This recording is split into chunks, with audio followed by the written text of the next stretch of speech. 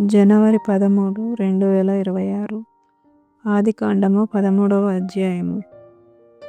అబ్రాము తనకు కలిగిన సమస్తమును, తన భార్యను, తనతో కూడానున్న లోతును వెంటబెట్టుకొని ఐగుప్తులో నుండి నెగెబునకు వెళ్ళెను. అబ్రాము వెండి బంగారము పశువులు కలిగిన బహుధనవంతుడై ఉండెను.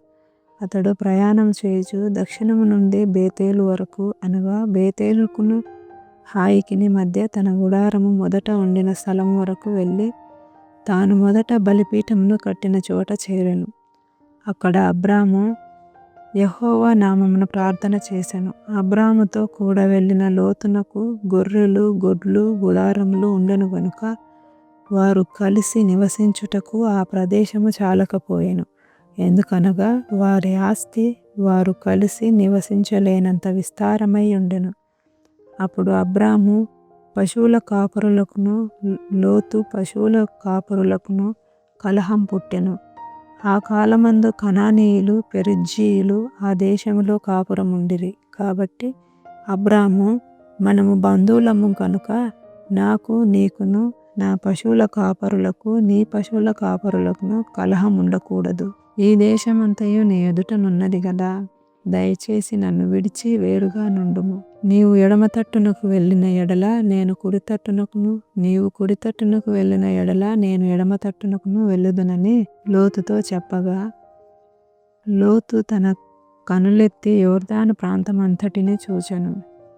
యెహోవా సొదొమ గొమొర్రా అను పట్టణములను నాశనము చేయక మునుపు సోయరుకు వచ్చు వరకు అదంతయు యెహోవా తోట వలెను, ఐగుప్తు దేశం వలెను నీళ్లు పారు దేశమై ఉండెను. కాబట్టి లోతు తనకు యొర్దాను ప్రాంతమంతటిని ఏర్పరచుకొని తూర్పుగా ప్రయాణం చేసెను.